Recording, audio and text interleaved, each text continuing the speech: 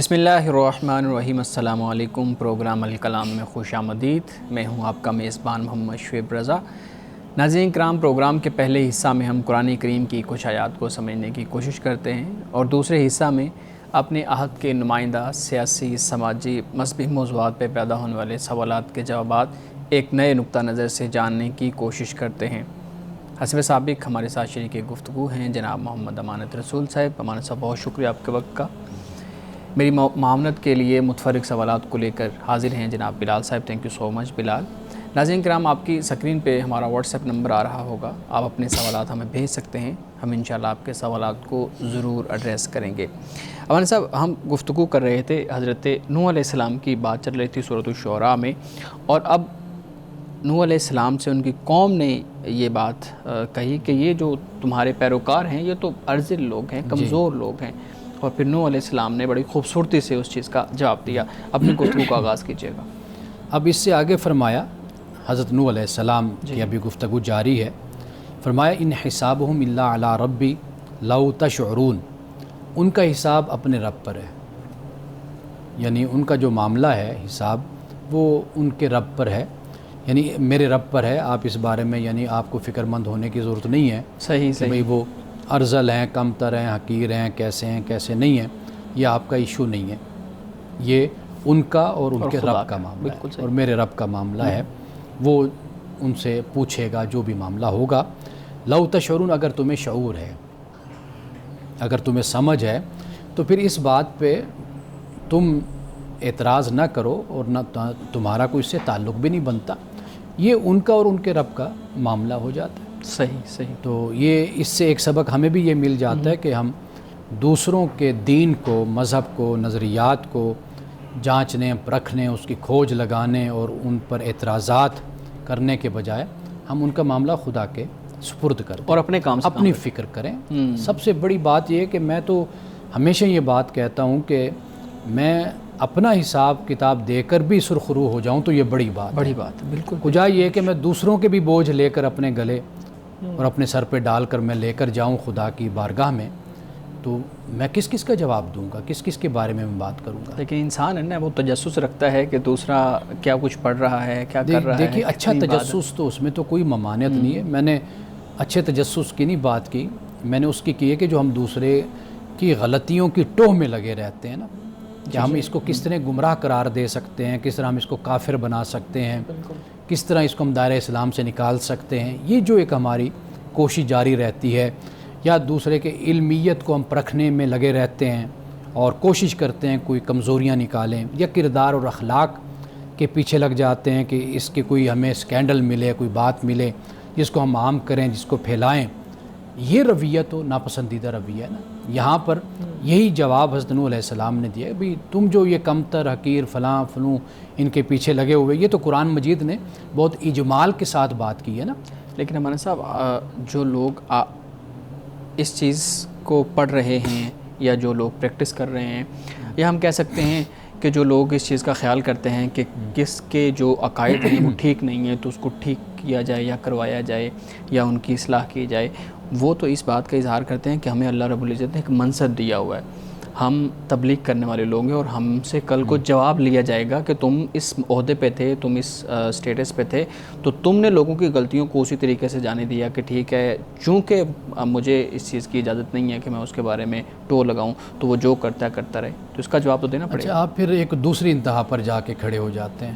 میں اصل میں انتہا پسند نہیں ہوں نا، جی تو اس لیے میری بات جو ان سی ہے، آپ ایک دوسرا رخ اور بہت انتہا کا رخ لے کر لیکن یہ رخ تو ہمارے معاشرے میں ہے۔ میں وہ عرض کر دیتا ہوں نا، دیکھیے قرآن مجید نے ہماری اس حوالے سے جو رہنمائی کی ہے، اللہ اپنے پیغمبر سے بھی یہ فرماتا ہے کہ فذکر انما انت مذکر، آپ نصیحت کیجئے، اس لیے کہ اللہ نے آپ کو نصیحت والا بنا کر، نصیحت کرنے والا بنا کر بھیجا ہے، آپ مذکر ہیں۔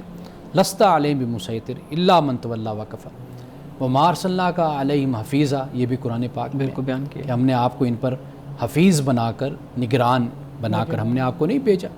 اب قرآن تو جا بجا، اگر اللہ اپنے پیغمبر اور اپنے رسول اور اپنے نبی کو یہ فرماتا ہے کہ آپ کا کام ہے دعوت دینا، ادعو الی سبیل ربک بالحکمت، پیغام پہنچانا، تو پھر میں اور آپ یا کوئی اور اس کی کیا پھر حیثیت اور مرتبہ رہ جاتا ہے؟ اگر انبیاء علیہم السلام کے آگے سلسلہ جو ختم ہو گیا، اس مشن کو یا اس ذمہ داری کو ادا کرنا ہے، دعوت کی ذمہ داری کو وہ علماء نے ادا کرنا ہے۔ اب علماء انبیاء کی ہی سیرت پر چلتے ہوئے ذمہ داری کو ادا کریں گے نا، ان کے لیے کوئی علیحدہ پیکیج، کوئی علیحدہ ان کے لیے کوئی ذمہ داریاں تو نہیں بتائی گئی نا، تو وہ ان کی ذمہ داری بھی وہی ہے۔ یعنی میرا کام یہ ہے کہ مثال کے طور پر میں دوسرے کو خیرخواہی کے ساتھ، ویل وشنگ کے ساتھ میں آگاہ کر دوں کہ بھئی آپ اس نقطے پر آپ غلط ہیں، یا اس کی آپ اصلاح کر لیجئے، یا میں اپنا نقطہ نظر واضح کر دوں، میں بتا دیتا ہوں۔ اب یہ بات اگر ہونی ہے تو کسی اچھے ماحول میں ہو جائے نا بات۔ جی بالکل صحیح ہے۔ قرآن پاک یہ بھی تو کہتا ہے وَاہْجُرْهُمْ هَجْرًا جَمِيلًا، کہ اگر تم نے جدا بھی ہونا ہے تو وہ بھی اچھے طریقے سے جدا ہو۔ تو یہ سب کچھ ہمیں قرآن پاک بتا رہا ہے۔ پھر ہم اگر آج ہمارے معاشرے میں ایسی مثالیں موجود ہیں تو میرا خیال ہے وہ تو ہمارے لیے کوئی حجت نہیں ہے نا۔ ان کو بھی چاہیے کہ وہ قرآن اور سیرت کی روشنی میں اپنے کردار کا جائزہ لیں اور اس کے مطابق آگے چلیں۔ صحیح جی۔ اب اس کے بعد فرمایا وَمَا أَنَا بِطَارِدِ الْمُؤْمِنِينَ، کہ میں مومنین کو دور کرنے والا نہیں ہوں، مومنین کو دور کرنے والا میں نہیں ہوں۔ یہ حضرت نوح علیہ السلام نے کہا، یعنی یہ نہیں کہا کہ ارذلین کو دور کرنے والا میں نہیں ہوں، مومنین کو، یعنی مطلب یہ ہے کہ اللہ کے ہاں جو چیز فوقیت رکھتی ہے، پریفرنس ہے، جس کو ترجیح حاصل ہے، وہ کیا؟ وہ ایمان، وہ عمل صالح۔ اس کو نہیں ہے کہ بھئی ان سے پسینے کی بو آ رہی ہے، وہ غریب ہیں، مزدور ہیں، وہ کام کرنے والا لیبر ہے، یا اس کلاس کے لوگ ہیں یا ملازم ہیں، یہ نہیں خدا کے ہاں۔ میں آپ کو بتاؤں کہ اگر آپ اس پہ غور کریں نا، دنیا کے بڑے بڑے بادشاہ، سلاطین، بڑے بڑے حکمران، وہ خدا کے سامنے ان کی حیثیت ذرے کے برابر بھی نہیں ہوگی قیامت کے دن۔ ممکن ہے کہ جسے آج ہم دھتکارتے ہیں، جن لوگوں کو حقیر خیال کرتے ہیں، مارتے ہیں، کمزور خیال کرتے ہیں، جن کی عزت نہیں کرتے، ممکن ہے کہ وہاں اللہ کے ہاں ان کا بڑا وزن ہو۔ بالکل صحیح۔ اللہ کا تو معیار ہی بالکل مختلف ہے۔ یہ جو کچھ ہے یہ تو دنیا کا معاملہ ہے۔ صحیح۔ انبیاء علیہ السلام اصل میں یہی منادی دیتے رہے اور یہی ندا دیتے رہے، یہی لوگوں کو بلاتے رہے کہ اس حقیقت کی طرف اور اس حق کی طرف اور اس سچائی کی طرف آؤ جو کل قیامت کے دن تم نے جس کا سامنا کرنا ہے، اور دنیا میں بھی اسی کی ہی اصل میں حقیقت ہے۔ صحیح۔ اب یہاں پر حضرت نوح علیہ السلام نے یہ فرمایا کہ مومنین، کچھ اور نہیں فرمایا، اور پھر آگے فرمایا ان انا الا نذیر مبین، فرمایا کہ میں تو صرف اور صرف واضح طور پہ ڈرانے والا ہوں، بس یہ میری تنبیہ کرنا حیثیت ہے، یہ میرا مرتبہ ہے، یہ میری ذمہ داری ہے کہ میں وارن کرتا ہوں جو غلط کام کرنے والے ہیں کہ بھئی اس کا انجام برا ہوگا، میں مبشر ہوں، بشارت دینے والا ہوں، جو اچھے کام کرنے والے ان کو میں خوشخبری دیتا ہوں، یہ میری ذمہ داری ہے۔ باقی یہ معاملات جو تم لے کر بیٹھے ہوئے ہو تو یہ کوئی معیار نہیں ہے خدا کے ہاں۔ ٹھیک جی، آگے ہم کچھ آیات پڑھ لیں کہ 2 منٹ ہیں ہمارے پاس۔ اچھا، آگے فرمایا وَنَجِّنِي وَمَن مَّعِيَ مِنَ الْمُؤْمِنِينَ،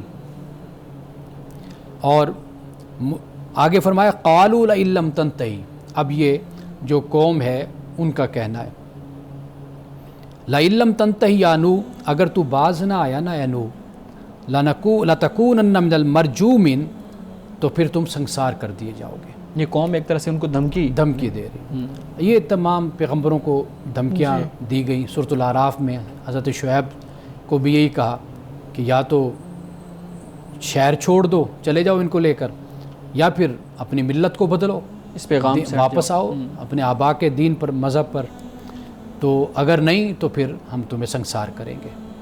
اب یہاں پر حضرت نوح علیہ السلام سے بھی یہ فرمایا، چونکہ اس وقت پتھر ہی تھے جی، تو پتھر کا استعمال ہوتا تھا اور اسی کے ذریعے سے سزا بھی دی جاتی تھی، یا درہ، چھڑی یا لاٹھی یا کوڑا، وہ چیز ہوتی تھی۔ قال رب ان قومی کذبون، حضرت نوح علیہ السلام نے فرمایا کہ اے میرے رب کہ میری قوم نے مجھے جھٹلا دیا۔ اب یہ ایسے نہیں ہے کہ قوم نے جھٹلایا اور ادھر حضرت نوح علیہ السلام بیٹھ کے دعا کرنے کہ اب عذاب یا فیصلہ کر دے، نہیں، 950 سال قرآن پاک نے اس کو بیان کیا ہے۔ اگر 950 سال پر بھی کبھی ہم بیٹھ کر بات کریں گے کہ یہ 950 سال کیا ہیں جو قرآن پاک نے بیان کیے ہیں کہ ان کی حقیقت کیا ہے اور اس کی کیا معنویت ہے۔ اب بڑے طویل عرصے کے بعد پھر یہ کہا جی جی ٹھیک ہے جی کہ ان قومی کا زبون کہ اے میرے رب میری قوم نے مجھے جھٹلا دیا۔ اب یہ جو قومی ہے نا میری قوم نے جھٹلا دیا، اس میں بڑا درد ہے، بڑا سوز جن اس کے لوگوں میں اندر وہ ہے، رہے ہیں جس علاقے میں وہ رہے ہیں، وہ میری قوم جو ان سے وہ مجھے جھٹلا قومی جی۔ کہ یہ جو درد ہے حضرت نوح علیہ السلام اپنی قوم کے ساتھ اس تعلق کو جو ہے نا کیسے واضح کر رہے ہیں؟ اچھا، یہی بات اللہ پاک قرآن مجید میں سورۃ الفرقان میں بھی بیان فرماتا ہے کہ رسول اللہ صلی اللہ علیہ وسلم کل قیامت کے دن اللہ تعالیٰ کی بارگاہ میں یہ فرمائیں گے، عرض کریں گے وقال رسول یا ربی ان قومی اتخذوا ھذا القرآن مہجورا۔ رسول کہے گا کہ اے میرے رب میری قوم نے قرآن کو چھوڑی ہوئی چیز بنا دیا تھا، چھوڑی ہوئی چیز یعنی کہ پس انداز کر دیا قرآن کو، اس سے استفادہ نہیں کیا، اس سے ہدایت نہیں لی میری قوم نے۔ یعنی اس میں بھی دیکھیے کہ رسول اللہ صلی اللہ علیہ وسلم اتنا عرصہ 23 سال کا عرصہ بنتا ہے، آپ تبلیغ فرماتے رہے، دعوت دیتے رہے، اور کتنے عزیز ہوتے ہیں انسان کو اپنے رشتہ دار، اپنے بہن بھائی، آس پاس رہنے والے ہمسائے، سارے اپنی قوم کے لوگ، کہ انسان یہ چاہتا ہے کہ یہ بھی ترقی کر جائیں۔ اگر پیغمبر کی زبان میں میں بات کروں تو یہ بھی ہدایت یافتہ ہو جائیں، ان کو بھی ہدایت مل جائے، رہنمائی مل جائے، یہ بھی ظلم سے بچ جائیں، اللہ کی رضا کو پالیں۔ کتنے یعنی درد اور مندی کے ساتھ، سوز کے ساتھ پیغمبر، جو قرآن نے کہا کہ اے نبی صلی اللہ علیہ وسلم اگر یہ لوگ سیدھی راہ پر نہیں آئیں گے تو کیا آپ اپنی جان کو اسی غم میں گھلا دیں گے، اپنے آپ کو ہلاک کر لیں گے؟ تو یہ اصل پیغمبر کی ایک دعا ہوتی ہے، جو اپنی قوم کے لیے جو درد ہوتا ہے وہ یہاں پر اس میں بیان ہو رہا ہے۔ اسی طرح سے ہم سیرت کا جب مطالعہ کرتے ہیں تو رسول اللہ صلی اللہ علیہ وآلہ وسلم جب مکہ سے مدینہ ہجرت کر کے جا رہے ہیں تو یہ چیز، اس چیز کا اظہار انہوں نے اس سفر میں بھی کیا تھا نا، کہ مکہ کی طرف ہم پڑھتے ہیں کہ منہ کر کے آپ کا چہرہ اتھر ادھر کر کے کہا تھا کہ اللہ کی طرف تھا، یہاں کے رہنے والے لوگ مجھے یہاں رہنے نہیں دے رہے، مجھے محبت ہے اس زمین سے جہاں میں پیدا ہوا ہوں۔ تو یہ اس چیز کا اظہار ہی ہے۔ یہ ایک روایت میں یہ الفاظ آتے ہیں کہ بھئی کہ اے کعبہ میں چاہتا تھا کہ میں یہاں رہوں، لیکن تمہارے رہنے والے جو باشندے جو ہیں ہاں وہ مجھے یہاں رہنے نہیں دیتے۔ یہ الفاظ ہمیں آتے ہیں۔ یہ الفاظ یعنی آپ یوں کہہ لیجئے کہ مختلف روایت کے ساتھ مختلف الفاظ، لیکن اس کے اندر جو جذبہ ہے وہ ایک احساس، ایک درد، سوز وہ اس کے اندر موجود ہے کہ میری قوم نے مجھے یہاں سے نکال دیا۔ صحیح، اور نوح علیہ السلام بھی اسی چیز کے ان قوم اتخذوا ھذا القرآن مہجورا، وہاں پر سورۃ الفرقان میں یہ۔ اب آگے دیکھیے فرمایا ففتح بینی و بینہم فتحا، کہ اے میرے رب میرے اور ان کے درمیان اب واضح فیصلہ کر دے۔ یعنی یہ اتمام حجت جس کو بہت سال گزر گئے، صدیاں گزر گئیں ان کو تبلیغ کرتے ہوئے، ان کو دین کی طرف بلاتے ہوئے۔ ونجنی ومعی من المؤمنین، اور مجھے اور جو مومن میرے ساتھ ہیں ان کو نجات دے دے۔ اس پر تو آپ کو معلوم ہے نا کہ سورۃ نوح پوری قرآن مجید میں موجود ہے، بالکل تو کبھی ہم اس کو بھی پڑھیں گے تو اس میں بھی اور کئی پہلو بیان ہوتے ہیں۔ فَأَنْجَيْنَاهُ مَن مَّعَهُ فِي الْفُلْكِ الْمَشْحُونِ، تو ہم نے اسے نجات دی اور جو اس کے ساتھ تھے انہیں بھی نجات دی، ایک بھری ہوئی کشتی میں۔ بھری ہوئی کشتی سے مراد یہ ہے کہ وہ کشتی خالی نہیں تھی، سیٹیں اس میں کوئی خالی نہیں تھیں، سارے فل تھا وہ۔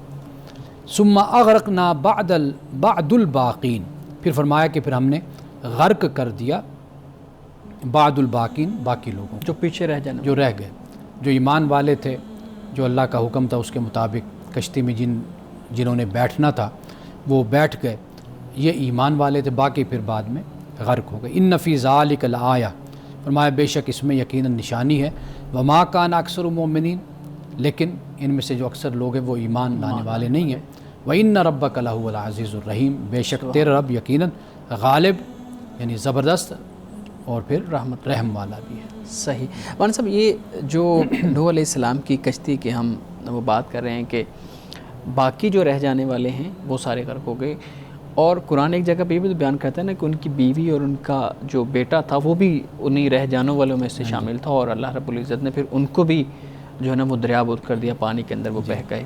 اچھا یہ بتائیے گا کشتی کے اندر جیسے ہم بات کر رہے ہیں کہ سیٹیں پوری تھیں، وہ فل تھی مکمل طور پہ، کہا یہ جاتا ہے، بلکہ قرآن کریم اس کو بیان کرتا ہے کہ ہر نوع کا ایک جوڑا اس کے اندر اللہ رب العزت نے کہا کہ اس کے اندر بٹھا لیا جائے. کل زوج اثنین کے الفاظ. بالکل. اچھا اب یہ بتائیے گا کہ یہ جو ہر جوڑے کی ہم بات کر رہے ہیں، یہ دنیا کے اندر جتنی انواع کے بھی پرندے، جانور یا انسان جو بھی موجود ہے، ان سب کا ایک ایک جوڑا تھا، یا صرف اس علاقے کے اندر رہنے والے جو پرندے تھے یا وہاں پہ جو اسپیشیز موجود تھیں ان کا ایک ایک جوڑا تھا؟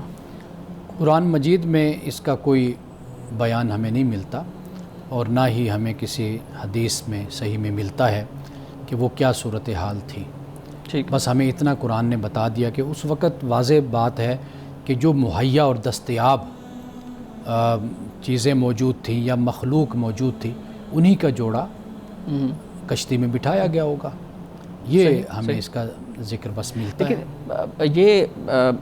لیکن یہ بھی تو چیز ہمارے سامنے آتی ہے، تاریخ کی کتابوں میں ہم دیکھتے ہیں، پڑھتے ہیں کہ کہا جاتا ہے کہ حضرت نوح علیہ السلام کی قوم پہ جب عذاب آیا تھا تو پوری دنیا کے اوپر وہ عذاب تھا، اور اس کے بعد دنیا بالکل ختم ہو گئی تھی، اور وہ چند لوگ جو حضرت نوح علیہ السلام کی کشتی میں موجود تھے، وہ مختلف انواع کے جو ہے پرندے بھی ہو سکتے ہیں، جانور بھی، انسان بھی، وہ موجود تھے، اور وہاں سے ایک نئی لائف کا آغاز ہوا تھا. اس کے بارے میں قرآن کریم دیکھیے، حضرت نوح علیہ السلام کے زمانے میں دنیا میں آبادی کتنی آبادی تھی زمین پر. پہلے تو آپ یہ چیز دیکھیں نا، بہت ہی محدود آبادی تھی. زمین تو انسانوں کے بڑھنے کے ساتھ ساتھ پھر آباد ہوتی چلی گئی نا. صحیح. اور جو اپنا امریکہ کے بارے میں کہا جاتا ہے کہ اس کو واسکو ڈی گاما نے اس کو دریافت کیا. تو یہ چیزیں تو پھر بعد میں زمین دریافت ہوتی چلی گئی نا. تو یہ ایک علیحدہ بات ہے، لیکن ہم تو صرف اس وقت کی بات کر رہے ہیں، اس زمانے کی اور اس خطے کی، اس جگہ کی. وہاں پر جتنے بھی انسان تھے اور جتنے بھی اللہ کی مخلوق تھی، جو بھی تھا، تو حضرت نوح علیہ السلام پر جو ایمان والے لوگ، لانے والے لوگ تھے، وہ کشتی میں بٹھا دیے گئے، اور جس طرح اللہ تعالیٰ کا حکم تھا اس کے مطابق انہوں نے اس پر عمل کیا. باقی زمین کی کیا صورتحال تھی، یہ تو آپ کو پتہ ہے کہ یہ ایک اینشینٹ ٹائم جس کو کہا جاتا ہے کہ یہ ایک بہت ماقبل تاریخ آپ کہہ لیجئے، یہ وہ زمانہ ہے. اس کے بارے میں کچھ صحیح اطلاعات اور صحیح روایات اور صحیح جو خبریں ہیں وہ تو ہمارے پاس کوئی بات نہیں ہے. یہ تاریخی روایات ہیں، صرف وہ بیان کی جاتی بس. صحیح. مولانا صاحب بہت شکریہ. میرے خیال میں آگے ایک قوم عاد کا ذکر ہے، تو وہ ہم پھر اگلے پروگرام میں انشاءاللہ اس کا ذکر کریں گے. ناظرین کی کچھ سوالات ہیں آپ کے سامنے رکھتا ہوں. پوچھتے ہیں جی، جمعہ والے دن کپڑے دھونے چاہیے یا نہیں دھونے چاہیے؟ اب یہ کس نقطہ نظر سے انہوں نے پوچھا ہے، یہ نہیں معلوم. یہ ہمارے ہاں ہماری بہنوں بیٹیوں میں اس طرح کے توہمات پائے جاتے ہیں کہ فلاں کام فلاں دن نہیں کرنا چاہیے، فلاں کام فلاں دن نہیں کرنا چاہیے. تو ایسی کوئی ممانعت نہیں ہے. آپ جس دن چاہیں کپڑے دھوئیں، اور نہ ہمیں قرآن اس بارے میں کوئی بتاتا ہے، نہ ہمیں کسی حدیث میں یہ بات ملتی ہے. تو اس میں یہ سوائے توہمات کے اور کوئی بات نہیں اس میں. صحیح. کب دیکھا جائے گا کہ ہمیں کب الاؤ ہے ہم پوسٹ مارٹم کر سکتے ہیں اور کب یہ پرمیسیبل نہیں ہوگا، یعنی سچویشن کیسے ڈیسائیڈ کی جائے گی، یہ بتائیے گا. پوسٹ مارٹم کیا کیوں جاتا ہے، یہ بنیادی بات ہے. اس کو ہم دیکھیں، 2-3 وجہیں ہوتی ہیں. ایک تو یہ ہوتا ہے کہ جیسے مثال کے طور پر ایک شخص کی غیر طبعی موت واقع ہو جاتی ہے.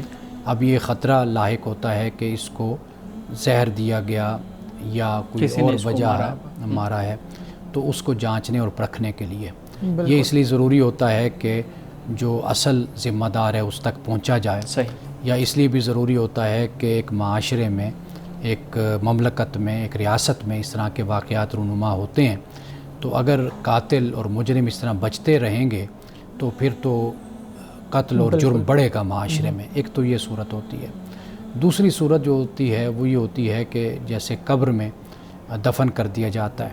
اب جب قبر میں دفن کر دیا گیا تو ضرورت پڑی کہ بھئی اب اس کیس کو دوبارہ اوپن کیا جائے، دیکھا جائے. تو اس کا مقصد بھی یہی ہوتا ہے کہ جو فساد فی الارض کرنے والے ہیں، جو ظلم کرنے والے ہیں، ان کو پکڑا جائے. تو یہ اس کی جو نیت، اس کا جو ارادہ اور جو پس منظر ہے وہ صحیح ہے اور نیک نیتی پر مبنی ہے، تو لہٰذا وہ جائز ہے. تو اس کا مطلب اصل جی میں یہ کہنا چاہ رہا تھا کہ قبر کشائی کر کے بھی پوسٹ مارٹم کرنا درست ہے. جی اب دیکھیے کہ ہمارے علماء نے جب اس کی ممانعت کی بات کی ہے نا، انہوں نے اس کو قیاس کیا ہے مسلح پر. جی، بے حرمتی جس کو ہم کہتے ہیں، بے حرمتی جو جنگوں میں کی جاتی تھی. تو ہمارے علماء نے اس پر اس کو قیاس کرتے ہوئے کہا کہ چونکہ انسان کی ایک عزت ہے، ایک توقیر ہے، ایک حرمت ہے، تو لہٰذا پوسٹ مارٹم نہیں کرنا چاہیے. بالکل ٹھیک ہے نا جی. لیکن وہ اس نقطے کو، اس بات کو بھول گئے کہ یہ جو پوسٹ مارٹم ہے یہ بہت سی خیر لانے کی بالکل سبب بھی بنتا ہے، اور دوسرا علم اور تعلیم کا بھی یہ سبب بنتا ہے. یعنی مثال کے طور پر طلباء ہیں، طالبات ہیں، جب وہ ڈاکٹر بنتے ہیں، میڈیکل میں آتے ہیں، تو ان کی ایک ٹریننگ ہوتی ہے، تربیت ہوتی ہے. یہ بھی بہت ضروری ہوتا ہے. کسی نے سرجن بننا ہوتا ہے، کسی نے کسی شعبے میں جانا، میڈیکل کے حوالے سے اسپیشلائزیشن کرنی ہوتی، تو اس کے لیے بھی ضروری ہوتا ہے. یہ بھی انسانیت کی بھلائی کے لیے اور بہتری کے لیے ہوتا ہے. تو لہٰذا اس پہلو سے ہم دیکھتے ہیں، علم اور تعلیم کے پہلو سے، اور جو ہم نے پہلے ذکر کیا کہ نیک نیتی کے ساتھ جرائم کو ختم کرنے کے لیے، مجرمین تک پہنچنے کے لیے، تو اس لحاظ سے یہ درست ہے. ٹھیک ہے. یہ بھی بتا دیں کہ یہ جو قبر کشائی والا معاملہ ہے یہ کس کے کہنے پہ ہونا چاہیے؟ مثال کے طور پہ جج صاحب کے کہنے پہ ہونا چاہیے، یا جو قانون کے ادارے ہیں ان کے کہنے پہ ہونا چاہیے، یا کوئی شخص جس کو لگ رہا ہے کہ یار انصاف نہیں ہو پا رہا، یہ اس کے اندر، اس کیس کے اندر کوئی انصاف والی صورت نہیں بن رہی، تو وہ خود قبر کشائی کر کے تو اس کا ڈی این اے ٹیسٹ یا جس طرح سے کروا لے؟ دیکھیے یہ سارے کام جو ہے نا، یہ ہمیشہ ادارے کے تحت ہوتے ہیں. یعنی مراد یہ ہے کہ جس کے پاس اتھورائزیشن ہے، اتھارٹی ہے، وہی اس کا حکم دیتا ہے. اور آپ دیکھیے کہ اگر ایک شخص اس طرح کا قدم اٹھاتا ہے تو وہ اس چیز کو کہاں لے کر جائے گا؟ جی. تو اس نے پھر بھی تو عدالت میں ہی آنا ہے. ایسے ہی ہے. انسٹیٹیوٹ جسے ہم کہتے ہیں، کیا کہتے ہیں، ادارہ ہاں، ایک خاص جو ذمہ دار ہیں ان کے پاس آنا ہے. تو لہٰذا انہی کے ساتھ ہی یہ کام سر انجام دیا جائے. اگر ہر فرد کے ہاتھ میں یہ دے دیا جائے تو پھر معاملہ بگڑ جائے گا. صحیح. جی بلال صاحب. سر یہ بتائیے گا کہ اگر کوئی انسان اپنا آرگن ڈونیٹ کرنا چاہے تو وہ اس کے لیے درست ہے، پرمیسیبل ہے، اپنا آرگن ڈونیٹ کر سکتا ہے؟ یہ جتنے بھی مسائل ہیں نا، اس پر علماء میں اختلاف ہونے کی بنیادی وجہ یہی ہے کہ رسول اللہ صلی اللہ علیہ وسلم کے زمانے میں یا بعد کے زمانے میں آپ کہہ لیں، ہمیں یہ ترقی، سائنسی عروج، میڈیکل کے شعبے میں ہمیں وہاں نظر نہیں آتا. تو اس لیے بعد میں علماء نے جب یہ دیکھا کہ یہاں پر جو ڈونیشن ہو رہی ہے تو ایک انسان اپنا عضو دے رہا ہے یا وصیت کر رہا ہے، لکھ کے دے رہا ہے کہ بھئی میرے مرنے کے بعد یہ کسی کو دے دیا جائے. اب اس میں ایک پہلو جو میں نے پہلے ڈسکس کیا، آپ کو بتایا، وہ خیر کا پہلو ہو جاتا ہے، بھلائی کا ہو جاتا ہے، وہ ایک پہلو ہے. دوسرا پہلو علماء نے یہ دیکھا کہ اس سے کہ انسان کی توہین، ان کے کہے کے مطابق کہ بھئی وہ عزت اور حرمت جو ہوتی ہے وہ پامال ہوتی ہے انسان کی. پھر انہوں نے یہ بھی خیال کیا کہ انسان کا جو وجود ہے یہ خدا کی نعمت ہے، خدا کی طرف سے دیا گیا ہے، اس پر انسان کا اپنا کوئی اختیار نہیں ہے کہ وہ اس طرح کا کہہ سکے. یہ ایک نقطہ نظر دوسرا بن جاتا ہے. تو اختلاف کے بارے میں ہمیشہ یہ بات یاد رکھیے کہ اختلاف کو مخالفت نہیں بلکہ اس کو توسع بالکل کے معنی میں لینا ہے. توسع یعنی توسیع کے معنی میں، یعنی آپ کے لیے بہت آسانی ہو گئی، سہولت کے ہاں علماء میں جب اختلاف ہوا آپ کے لیے سہولت ہو گئی. دونوں میں سے اب کوئی آپ بھی ان رائے میں سے جس رائے کو چاہیں، جس پر آپ کا اطمینان ہوتا ہے، آپ اس پر عمل کر لیں. جو میں نے پہلی رائے بیان کی ہے ڈونیشن کرنے کی، جی، تو میں اس کو جائز سمجھتا ہوں. یہ میرا نقطہ نظر ہے. اور جیسے اگر آپ کے نزدیک جائز ہے یا جن علماء کے نزدیک جائز ہے، تو کیا پھر ڈونیشن کے علاوہ اب اگر ہم خرید و فروخت کی بات کریں تو پھر بیچنا بھی جائز ہوگا اس کا؟ نہیں، خرید و فروخت کی ممانعت ہے، یہ متفق علیہ بات ہے. یعنی یہ پھر معاملہ ہو جاتا ہے انسان کی حرمت اور اس کی تکریم کا کہ آپ نے اس کو فار سیل لگا دیا، اس کے وجود کو. اس کی کلی طور پر متفق علیہ ممانعت ہے. باقی جو اختلاف ہے جہاں پر وہ میں نے آپ کو بتا دیا. سر بالکل متفق علیہ ممانعت ہے، لیکن یہ بات بھی تو پھر واضح ہے نا کہ جو شخص بیچ رہا ہے وہ شوق سے نہیں بیچ رہا، وہ غربت کا مارا ہوا بیچ رہا ہے، اور جو خرید رہا ہے وہ اس کی منہ مانگی قیمت دینے کے لیے بھی تیار ہے. اس کو بھی ضرورت ہے، وہ بھی شوق سے نہیں اسے کہہ رہا کہ تم اپنا جسم چاک کرواؤ اور مجھے دو، اس کو بھی ضرورت ہے. دونوں انتہائی مجبوری کی حالت میں ہیں، تو پھر تو اس کا جواز ہونا چاہیے. انسان کا جو جسم ہے نا یہ انمول ہے، تو اس کی کوئی بھی خرید و فروخت نہیں ہے، دنیا کے کسی بھی قانون میں نہیں ہے. یہ چھپ کر، چھپا کر، علیحدہ ہو کر یہ کام ہوتا ہو تو ہوتا ہو، لیکن نہ اخلاقی حوالے سے ہے اور نہ ہی ریاستی حوالے سے اس کی اجازت ہوتی ہے. لیکن یہ ہمیشہ ایک انسانیت کے جذبے سے یہ ڈونیٹ کیا جاتا ہے. بالکل ایسا ہی ہے. ہم نے دیکھا ہے کہ جو بلڈ ہوتا ہے بلڈ بینکس کے اندر بلڈ جو لوگ ڈونیٹ کر جاتے ہیں یا وہاں سے کسی نے لینا ہوتا ہے تو وہ بھی پھر پیسے دیتا ہے عام طور پہ. ہم نے یہ دیکھا ہے کہ وہ پیسے دے کے وہ کہتے ہیں جی 5,000 دے دیں تو پھر ہم لے لیں, ہمارے پاس پڑا ہوا تھا. تو یہ بھی تو ایک طرح سے تجارت اور خرید و فروخت بن جاتی ہے. جی بالکل ایسا ہی ہے. تو اس کو بھی بیچنا اسی طرح سے؟ بالکل اس کو بھی خیرات کے نقطہ نظر سے اور ڈونیشن کے نقطہ نظر سے یہ ہونا چاہیے. بیچنے کے نقطہ نظر سے نہیں ہونا چاہیے, بیچنا نہیں چاہیے بالکل کسی صورت میں بھی. سر آپ دیکھیے اگر یہ چیزیں بکنا شروع ہو جائیں گی نا تو پھر بڑے مسائل پیدا ہونا شروع ہو جائیں گے. سر یہ بتائیے گا کہ اسرائیلی اسٹیٹ جس طرح سے وجود میں آئی ہے, ابھی پاکستان تو اس کو تسلیم بھی نہیں کرتا ہے, لیکن اس طرح اگر کوئی اسٹیٹ وجود میں آ جائے تو اسلام ہمیں, ہمارا دین کیا تعلیمات دیتا ہے, ہمیں اس کو تسلیم کرنا چاہیے نہیں کرنا چاہیے, یا ایسی ریاست کا کیا وجود ہے؟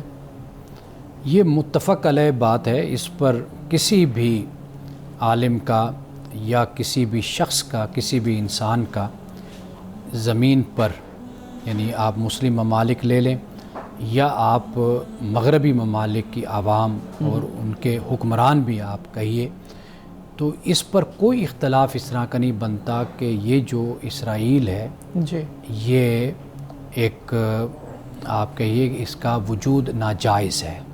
جی اخلاقی حوالے سے بھی, رہنے کا اخلاقی حوالے سے ناجائز وجود ہے اسرائیل کا. جو ابھی ریاست قائم ہے وہ ایک اخلاقی طور پہ ناجائز ریاست ہے. ناجائز ریاست ہے. یہ دنیا اس بات کو تسلیم کرتی ہے. صحیح.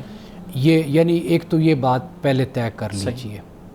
دوسری بات یہ ہے کہ دنیا میں جو مسائل ہیں نا ہمیں نظر آتے ہیں, یا جو دنیا کا ایک نظم ہے جی, اس میں اخلاقیات کو, اقدار کو, ویلیوز کو آپ دیکھیں گے غلبہ نہیں ہوگا. غلبہ کس کو حاصل ہوتا ہے؟ طاقت کو, پاور کو حاصل ہوتا ہے. تو لہٰذا آپ جب بھی اسرائیل پر گفتگو کریں یا بحث کو چھیڑیں تو یہ دو باتیں ضرور پیش نظر رکھیں. اس لیے کہ جب ہم تیسرے سٹیپ پر جائیں گے یا تیسری بات ہم کریں گے تو لوگ ان دو باتوں کو بھول جاتے ہیں. یعنی میں اس پر تو کوئی اختلاف نہیں کروں گا کہ اسرائیل کا وجود ناجائز ہے. صحیح, ٹھیک, اس پر کوئی نہیں اختلاف کروں گا. ہاں سوال پھر یہ آگے جا کر پیدا ہو جاتا ہے کہ خود ہم مسلمانوں کو کیا حکمت عملی بنانی چاہیے, ہماری اسٹریٹجی کیا ہونی چاہیے. یہاں پر پھر سارا اختلاف رونما اس بارے میں یعنی دو طبقے پھر بن جاتے ہیں. ایک ہمارے ہاں ہے کہ جو بغیر طاقت اور قوت کو پرکھے اور جانچے, یہ چاہتا ہے کہ کسی نہ کسی طریقے سے ہم یہ زمین اپنی واپس لے لیں, یا ہم اپنے مظلوم بھائیوں کی مدد کریں, فلسطین کے مسلمانوں کی, یا ہم جنگ شروع کر دیں. جی, یہ ایک پہلو بن جاتا ہے. دوسرا جو نقطہ نظر بن جاتا ہے وہ یہ ہے کہ بھئی ابھی مسلمان ہم لوگ کمزور ہیں. کنفرنٹیشن پیدا کرنے کے بجائے, ٹکراؤ پیدا کرنے کے بجائے, ہم اپنے اپنے معاشروں میں جو ضرورت ہے جس چیز کی وہ ہم پیدا کریں.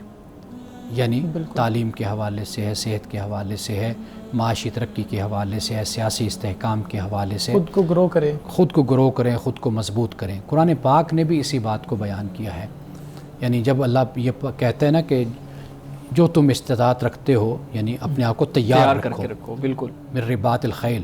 آگے فرمایا ترہبون بعدو اللہ وعدوکم, کہ تم اس کے ذریعے سے تم اللہ کے دشمن کو اور اپنے دشمنوں کو ڈراؤ, یعنی وہ خوف میں آ جائیں. اتنی طاقت تمہارے پاس ہونی چاہیے.